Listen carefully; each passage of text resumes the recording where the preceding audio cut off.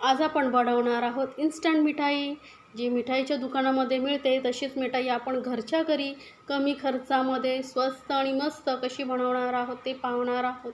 सोबतच यासाठी आपल्याला साखरेचा वापर नाही करणार आहोत, गॅसचा वापर नाही किंवा मावाही वापरणार नाही आहोत। तरी ही मिठाई किती टेस्टी लागते आणि तुम्हाला बघूनच समजली असेल की एवढी सुंदर आणि चविष्ट अशी ही मिठाई झालेली आहे की कोणीही बघता क्षणीच बनवेल।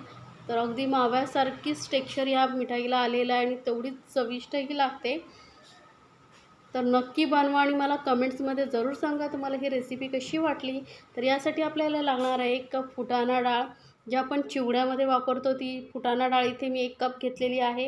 ही भाजलेलीच असते त्यामुळे भाजून घ्यायची गरज नाही किंवा मग तुम्ही भाजलेले चणे घेतलात तरी चालतील। त्यानंतर आधी आपण एक मिक्सर जार घेणार आहोत, त्यामध्ये आपण घालणार आहोत काजू आणि बदाम। तर 10 ते 12 काजू आणि 10 ते 12 बदाम असं मी घेतलेलं आहे। तुम्हाला जे ड्रायफ्रूट्स आवडतात ते तुम्ही घालू शकता। याची आपण बारीक पावडर करून घ्यायची आहे। तर बघा मस्त अशी बारीक एकदम अशी पावडर करून घेतलेली आहे। तर ही पावडर आता आपण एका बाउलमध्ये काढून घेऊया। तर मोठ्याशा बाउलमध्ये मी काढून घेते पूर्ण पावडर। तर ही पावडर आता आपण साईडला ठेवूया आणि सेम मिक्सर जारमध्ये आपण जी फुटाणा डाळ घेतली होती ना ती घालून घ्यायची आहे। आता गरमीमध्ये हे चणे वगैरे खाणं खूप शरीराला उपयोगी असतं, त्यामुळे मी ते मिठाई बनवलेली आहे। तर ही फुटाणा डाळ ही मी एकदम बारीक वाटून घेतलेली बघा, मस्त अशी एकदम बारीक वाटून घ्यायची। असं जाडसर वाटत असेल तर तुम्ही चाळून घेतलात तरी चालेल। त्यानंतर आता ही फुटाणा डाळीची पावडर ही आपण ड्रायफ्रूटच्या पावडरमध्ये मिक्स करणार आहोत।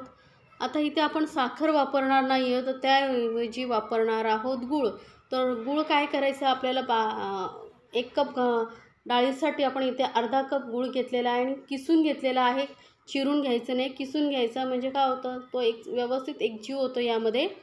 किंवा गुळाची पावडर जी मिळते ती घेतलात तरी चालेल। त्यानंतर 2 चमचे आपण इथे मिल्क पावडर घेतलेली आहे, जे छोटे छोटे 10 रुपयाचे पॅकेट येतात ते घ्यायचे। कुठल्याही ब्रँडची तुम्ही घेतलात तरी चालेल। यामुळे काय होणार मस्त असं माव्यासारखी टेस्ट आपल्या मिठाईला येणार आहे, कारण आपण इथे मावा वगैरे वापरत नाही आहोत। आता हे सर्व साहित्य व्यवस्थित एकजीव करून घ्यायचं आहे आपल्याला। गूळ चांगला सर्व मिश्रणामध्ये एकजीव करून घ्यायचा आहे। म्हणून गूळ किसून घ्या किंवा मग गुळाची पावडर येत असते ती घातली तरी चालेल किंवा मग साखर याऐवजी तुम्ही अर्धा कप साखर मिक्सरला बारीक वाटूनही घालू शकता। आता हे सर्व मी मस्त असं एकजीव करून घेते, म्हणजे काय होईल गूळ जो आहे व्यवस्थित आपल्या सर्व व्यवस्थित मिक्स होईल। त्यामुळे हाताने थोडा वेळ असं चोळून आपण गूळ व्यवस्थित मिक्स करून घ्यायचा, कारण गूळ जरी आपण किसला असला तरी तो मध्ये मध्ये असं मग घट्ट होतो थोड्या वेळाने, त्यामुळे व्यवस्थित मिक्स करून घ्यायचं आहे आपल्याला। तर बघा मस्त असं गूळ आपला एक छान असं एकजीव झाला आहे। त्यानंतर इथे आपण घ्यायची वेलची पावडर, तर थोडीशी वेलची पावडर घेते फ्लेवरसाठी। त्यानंतर थोडंसं दूध घ्यायचं आहे आपल्याला, साधारण 2-3 चमचे एवढे दूध घेतलेलं आहे। तर थोडंसं आपण करून दूध घालायचं आहे, जास्त एकसाथ दूध ओतू नका, कारण आपण यामध्ये गूळ जो घातला आहे गुळाला पण स्वतःचा ओलसरपणा असतो, कारण दूध घातल्यानंतर त्याला स्वतःचा असं ओलसरपणा येईल। जर तुम्ही जास्त दूध घातला तर मिश्रण पातळ होणार आणि मग ते सेट होणार नाही, त्यामुळे थोडंसं दूध घालून इथे आपण हे मिश्रण चांगलं असं मिक्स करत राहायचं आहे। तर बघा थोडंसं दूध घालते मी, लागेल तसं आपण यामध्ये दूध घालत जायचं आहे। पण आपल्याला याचं असं गोळ्यासारखं डोसारखं करायचं नाही, थोडंसं असं बाइंडिंग आलं बस इतपतच। साधारण मी 3 ते 4 चमचे दूध घेतलं होतं, ते मी पूर्ण दूध घालून घेतलेलं आहे। आता फक्त आपल्याला हलक्या हाताने मिक्स करत राहायचं बघा, थोडं हलकं मिक्स करत राहिलं की मस्त त्याला असं बाइंडिंगसारखं येतं। फक्त हलक्या हाताने मिक्स करत राहिलं की त्या आपल्या हाताची जी गरमी असते ना त्याने ही मिश्रण थोडं असं मस्त असं एकजीव होत राहतं। तर हे बघा आता थोड्या वेळाने असं इतपत आपलं असं मिश्रण तयार झालेलं आहे, गोळ्यासारखं होतं आहे, म्हणजे आपलं मिश्रण तयार आहे। आता आपल्याला पुढे काय करायचं, एखादा असा डब्बा वगैरे घ्यायचा आहे किंवा ट्रे वगैरे असेल तुमच्याकडे तोही घेतला तरी चालेल। त्याला मी बटर पेपर लावून घेते, म्हणजे आपल्याला मिठाई काढायला सोपी पडेल। तर बटर पेपरला आपल्याला घी वगैरे काही लावायची गरज नाही आहे। त्यानंतर इथे ना थोडेसे मी ड्रायफ्रूट्स घेतले आहेत, गुलाबाची पाकळ्या, बदाम, पिस्ता, बारीक बारीक चिरून घेतलेले आहेत ते घालून घेऊया वरती बटर पेपरवरती. यामुळे लूक खूप सुंदर येतो. जसे मार्केटमध्ये सजवलेल्या मिठाई असतात ना, तसंच लूक येतो. तुमच्याकडे जर सिल्वर पेपर असेल तोही लावलात तरी चालेल. चांदीचं वर्क, पण चांदीच्या वर्कपेक्षा आपण ड्रायफ्रुट्सनी सजवलेली मिठाई खूप सुंदर दिसते. तर इथे मी व्यवस्थित ड्रायफ्रूट्स आणि सर्व लावून घेतल्यानंतर आपण जे मिश्रण बनवून ठेवलं होतं ते हातानेच आपण एकसारखं असं पसरवून घ्यायचं आहे.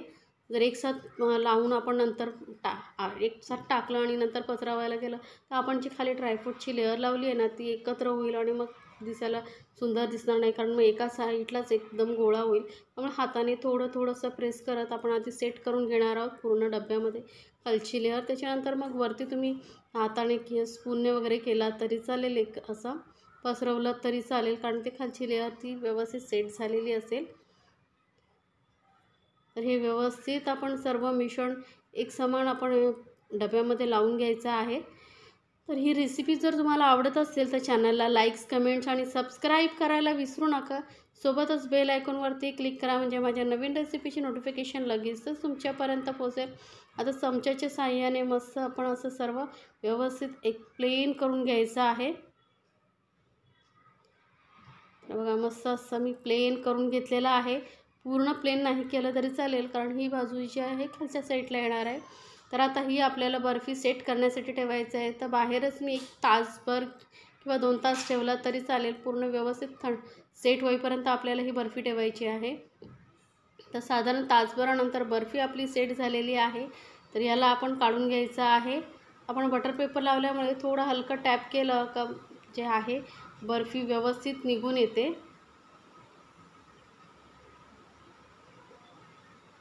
तर बघा बटर पेपरमुळे बर्फी आपली व्यवस्थित निघून आलेली आहे. वरचा बटर पेपर आपण काढून घेऊया. यामध्ये आपण घी, मावा वगैरे वापरला नाही तरी आपली बर्फी बघा किती सुंदर दिसते आणि खरंच खूपच चवीला टेस्टी लागते. तर एकदा नक्की बनवून बघा आणि रेसिपी आवडली तर चॅनलला लाईक्स, कमेंट्स आणि सबस्क्राईब करायला विसरू नका. सोबतच बेल आयकॉनवरती क्लिक करा, म्हणजे माझ्या नवीन रेसिपीची नोटिफिकेशन लगेचच तुमच्यापर्यंत पोहोचेल.